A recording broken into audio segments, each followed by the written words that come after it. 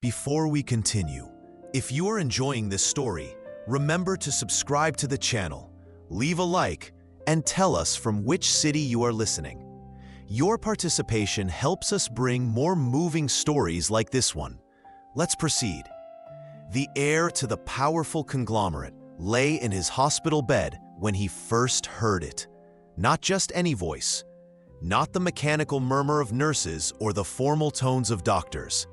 It was a melody, soft, unexpected, almost a whisper. It came from the corridor. Adwa Mensa cleaned the marble floor of the private corridor with tired hands and distant eyes.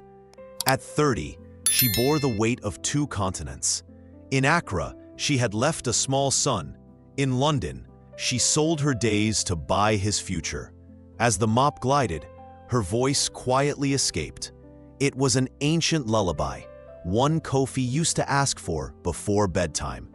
Arthur turned his face toward the ajar door. It had been 6 months since he regained his hearing after the experimental surgery. 6 months feigning a life of muteness. It was safer this way. While everyone judged him deaf, he heard everything. Every conversation, every betrayal, every whisper in Sterling Manor. And now, for the first time since the attack that had left him partially deaf months prior, he heard something that did not emanate from power. It emanated from humanity. She did not know he could hear. She did not know who he truly was. To Adwa, he was merely another mysterious patient, isolated in the VIP wing, registered as Mr. Miller, a man without a face, without a voice, without a history. One more among the many she served who would never truly see her. But Arthur saw her, first with his eyes, then through sound, and unintentionally, he began to listen to her every day. Her shifts began at 5 in the morning. She cleaned rooms, corridors, waiting areas. She never complained. She never requested time off. Her wages were converted into monthly remittances for Accra, where her sister cared for Kofi. Each pound sterling represented a week without embracing her son. Yet it was worth the promise of a brighter future. Arthur observed everything from afar. The way she folded the sheets with excessive care. How she offered water to patients overlooked by the nurses. How she smiled, even when utterly exhausted. He did not comprehend it. In Sterling Manor, the service was impeccable yet cold. Here, in that Ghanaian woman with calloused hands, there was something that gold could not purchase. There was affection. He began to feign sleep when she entered. He yearned to listen. Her voice assuaged something within him that even the surgery had failed to mend. She sang. She spoke to herself. Sometimes she murmured prayers in Twi. Other times she uttered her son's name, Kofi, always Kofi. It was in the 4th week that Arthur resolved to approach her. But how? He was entrapped by his pretense. Deaf, isolated, untouchable. Then he devised a strategy. He intentionally dropped a glass of water onto the floor. Adwa entered swiftly, offering apologies in hesitant English. He gestured with his hand, inviting her to stay. She hesitated. No one had ever asked her to remain. Arthur pointed to a notebook on the table. He made the gesture of writing. She understood. She brought him a pen. He wrote in simple English, "You sing beautifully." Adwa froze. She looked at him, confused. How could he know? She only sang when she believed no one was listening. Adwa left the room with her heart racing and her mind clouded. He should not have known. He should not have heard. Mr. Miller was deaf. Everyone affirmed this. Yet those dark eyes, that reserved smile, there was an enigma there she could not decipher. She returned the following day, more cautious. He was seated in the armchair by the window, gazing at the London cityscape beyond the glass. When she entered, he turned his face. There was no surprise. There was expectation. She cleaned in silence. He wrote again. "Do you have children?" Adwa paused. No one ever asked that. No one cared. She took the pen with trembling hands and replied, "A son, Kofi, 5 years old, in Ghana." Arthur read and wrote, "You must miss him." She nodded, feeling the knot in her throat tighten. She wrote back, "Every day." Thus it began. Written conversations, brief yet honest. He never disclosed his true name. She never inquired. There was a certain security in that voiceless exchange. He did not need to feign his eminence. She did not need to feign strength. But as the connection between them deepened, something sinister stirred in the hospital's concealed corridors. Robert Sterling, Arthur's cousin and a key executive within the Sterling Group, was a man of impeccable appearance and a corrupted soul. He knew Arthur was present. He knew his cousin feigned deafness. And he understood that while the heir apparent was sidelined, he could amass power, wealth, and influence. Robert exploited immigrant workers. He delayed wages. He sold medical information of affluent patients. He inflated contracts. And now he plotted something grander, to convince the board of directors that Arthur was unfit to lead, that his deafness had rendered him weak, that the conglomerate required a strong leader, someone like him. Arthur heard everything, every meeting, every phone call in the hallway, but he still lacked concrete proof. He needed time, and ironically, he was finding in Adwa's silent companionship the patience he had never possessed. One afternoon, Adwa arrived in the room with reddened eyes. She attempted to conceal it, but Arthur noticed. He wrote, "What happened?" She shook her head. She did not wish to speak, but he insisted, pointing to the paper again. Then she yielded. She wrote, with a trembling hand, "My supervisor cut my pay, said I complained too much. Now I don't know if I can send money this month." A profound indignation stirred within Arthur. He knew the supervisor well, a man subservient to Robert, who relentlessly extorted the last vestiges of dignity from the workers. He wrote, "How much do you require?" Adwa read it and recoiled. "No, I cannot accept. I did not come here to—" But Arthur was already reaching for his wallet. He extracted every note he possessed. It amounted to approximately 2,000 pounds sterling. He extended it toward her. Adwa regarded the money as if it were fire. "I cannot. It is not proper." Arthur wrote with conviction, "This is not charity. It is justice. You work harder than anyone here. You merit this." She hesitated. Her gaze fell upon the notes. She thought of Kofi, of the overdue school fees, of her sister, who performed miracles with virtually nothing. And, for the first time in months, she allowed herself to accept assistance. She took the money with trembling hands.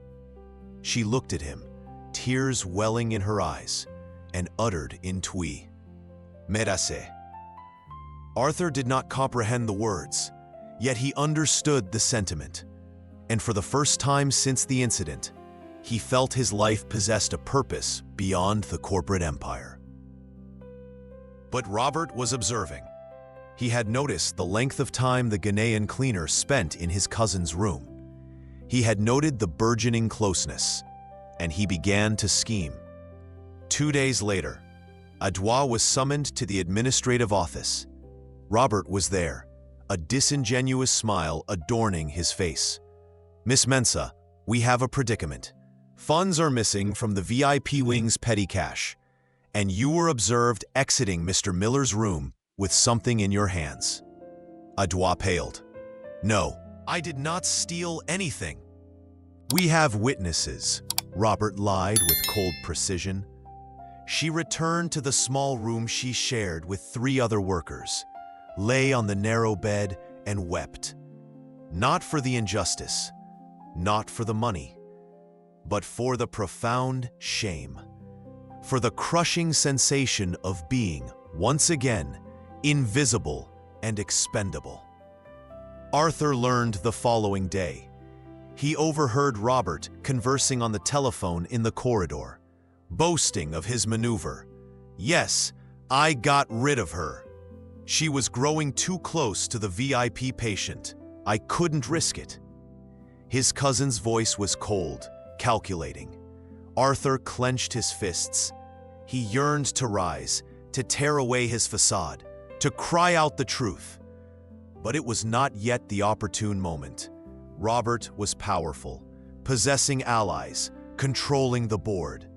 If Arthur were to reveal himself now, without irrefutable evidence, he would be perceived as emotional, unstable, precisely what his cousin desired.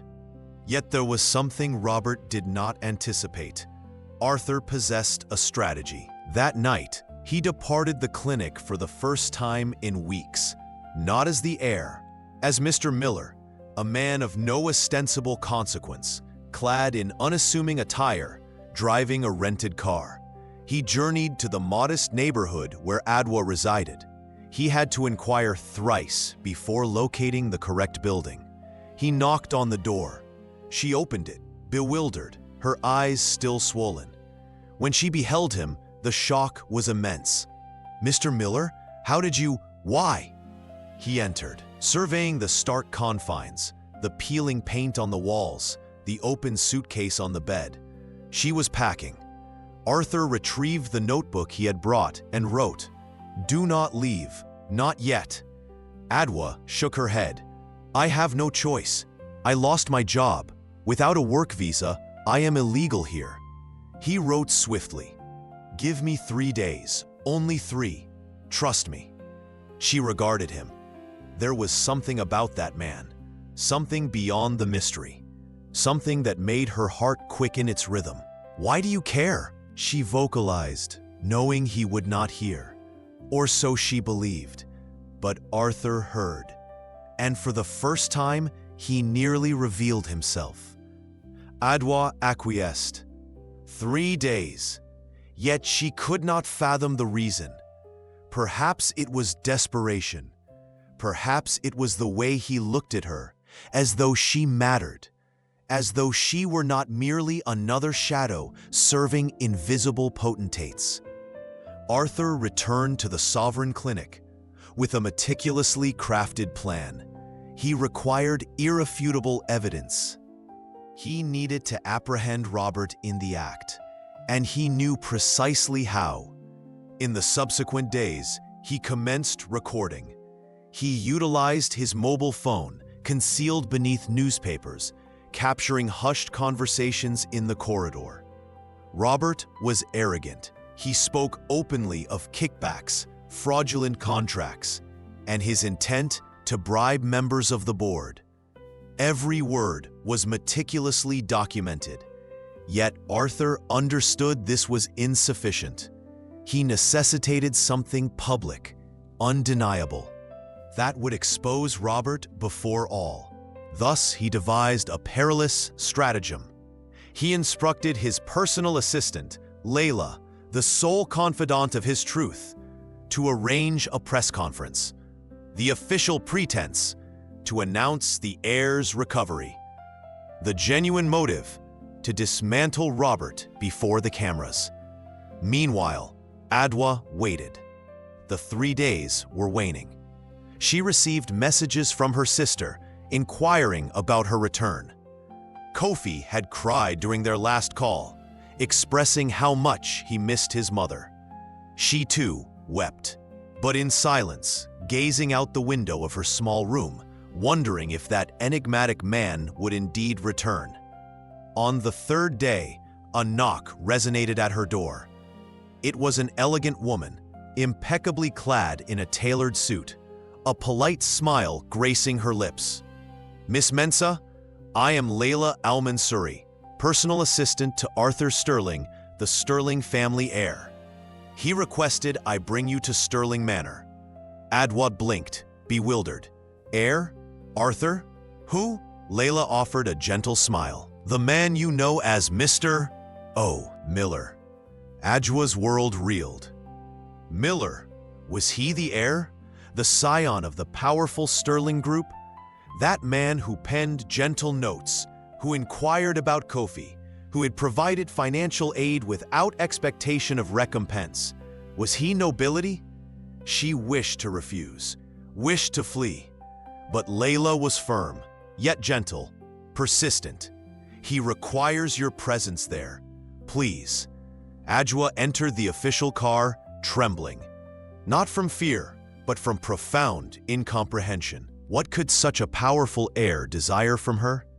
Before Adwa could ask anything, the door opened. Arthur entered. No longer Mr. Miller, the mysterious patient, but as himself, the family heir. Dressed in a tailored suit, the bespoke tie over his shoulders, his gaze now imbued with purpose, he stopped before her. For the first time, he spoke. He did not write. He spoke. Adwa. His voice was firm, deep, yet gentle. I heard you from the very first day. She took a step back, her eyes wide.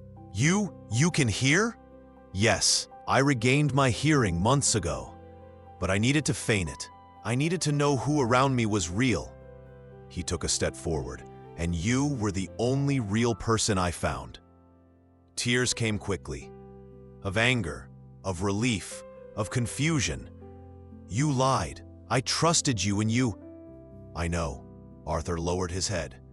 And I am deeply sorry. But now I will set this right. Today, before everyone, I will expose those who betrayed me, and I will honor those who saved me. Adwa did not understand, but she had no time to ask. Layla guided her to the main hall, where journalists from around the world were gathered. Robert was there too, a confident smile, awaiting his cousin's abdication announcement. Arthur ascended the podium. The cameras turned. He took a deep breath and began to speak. 6 months ago, I lost my hearing in an attack. Months later, I recovered it. But I chose not to disclose it. I chose to observe. I chose to listen. His voice echoed through the room. And what I heard revealed the truth to me. Not merely about those who scheme against the family, but about those who uphold this country with their labor, their dignity, and their invisibility. Robert paled. While feigning deafness, I discovered that true silence is not the absence of sound. It is the absence of listening. Arthur turned to the assembly of journalists. This country was built by people whom no one sees. People like Adwa Mensah, a Ghanaian woman who cleans hospital corridors while singing, so she does not forget the son she left behind. The cameras turned to Adwa, seated at the back of the hall. She wished to disappear, but Arthur continued. She did not know who I was. She did not treat me as an heir. She treated me as a human. And that is what healed me. Not the surgery, but the empathy. He paused. Therefore, I announce today the Unheard Voices Initiative, a project that will offer medical, educational, and legal assistance to all immigrant workers in this country, and Adwa Mensah will be its coordinator. The hall erupted in murmurs. Robert was led away in custody. Adwa was in shock. She could not process it. Coordinator? Her? After the press conference, Arthur approached her. Adwa stared at him, still trembling. Why did you do this? Because you taught me something Sterling Manor never did. That the most important sound is not that of power. It is that of truth. She shook her head, tears streaming. I do not wish to be a symbol. I only want my son back. Arthur smiled gently. Then bring him, legally, with dignity, and stay. Adwa looked at the man. An heir, yes, but also human, flawed, real. You still owe me an explanation, she said, her voice firm for the first time. Why did you feign? Why did you use me? Arthur did not avert his gaze. Because I was afraid. Afraid to trust. Afraid to be betrayed again. But you never asked for anything. You only gave, and that frightened me, because I did not know how to reciprocate." She took a deep breath. "Begin by listening, truly, not solely with your ears." Kofi arrived 3 months later. Edouard met him at the airport, and when she saw him running towards her, she collapsed. She held her son tightly, as if to compensate for every second of absence. Arthur was there, discreetly, observing from a distance. When Edouard turned and saw him, she smiled. For the first time, a smile unburdened. In the following months, they grew closer, not as an heir and a subject, but as two individuals who had found each other in silence and learned to speak. Simple dinners, conversations in the Sterling Manor gardens while Kofi played. Arthur teaching the boy British history. Edouard teaching Arthur Twi. There was resistance, of course. The inner circle murmured. Some members of the Sterling family disapproved. But Arthur did not yield. "If I am to lead, I shall lead with truth. And the truth is, this woman showed me what the family legacy never did: humanity." Edouard, in turn, never ceased to be herself. She continued residing in a modest home. She declined the title of companion or any label that would transform her into a fantasy. "I am no fairy tale princess," she once told Arthur. "I am a mother, I am a worker, and if you wish to be with me, you must accept this." He accepted, not because it was noble, but because it was truth. A year later, at the inauguration ceremony for a new clinic of the initiative, Kofi ascended the stage. Edouard did not know. Arthur had prepared everything in secret. The boy held the microphone, shyly, and began to sing, the same lullaby Edouard used to hum in the clinic, the same melody that had awakened the heir's heart. The audience fell silent. Edouard wept. Arthur, beside her, held her hand, for the first time in public, without fear. When Kofi finished, the applause was deafening, but the most beautiful sound for Arthur was Edouard's whisper in his ear, "Thank you for listening." Their relationship was never conventional. There was no royal proposal, no crown for Edouard. She did not desire one. Arthur respected this. "I require no title to discern your significance to me," he would say. Yet one evening, beneath the star-strewn sky of the Sterling estate, as Kofi slept in a guest cottage, Arthur and Edouard walked side by side upon its verdant grounds. "Do you ever harbor regrets?" he inquired, "regarding your decision to remain?" She contemplated. Her gaze swept across the expansive, hushed grounds. "No, yet at times I still yearn for Accra, for the vibrant sounds of its bustling markets and the comforting scent of wake from the street vendors." Arthur offered a gentle smile. "Then we shall go, whenever your heart desires. I will take you and Kofi to experience the land from which you came." Edouard paused, a trace of astonishment gracing her features. "You would truly do this?" "I would do anything." He cupped her face with tender reverence. "For you have imparted upon me the profound truth. The most pivotal sound is not merely heard, but consciously chosen to be heeded." A soft smile illuminated her face, her eyes glistening. "And what have you chosen to heed?" "You, always you." And there, amidst the tranquil expanse of the estate, where the stillness was most profound, they embraced in a kiss. There were no lenses to capture the moment, no societal titles to define them, only two hearts that had learned the delicate art of truly listening to one another. The following morning, Edouard awakened to Kofi bouncing upon the bed, requesting tea. Arthur was already awake, clad in unassuming attire, preparing tea. Their routine, though disheveled and imperfect, was undeniably real. As they shared their morning repast, Edouard regarded the man who had once feigned deafness and now listened with his entire being. She then gazed at her son, finally by her side, and she comprehended that the greatest fortune was not gold. It was the profound sense of belonging. Arthur retrieved the guitar Kofi had received as a gift and began to strum.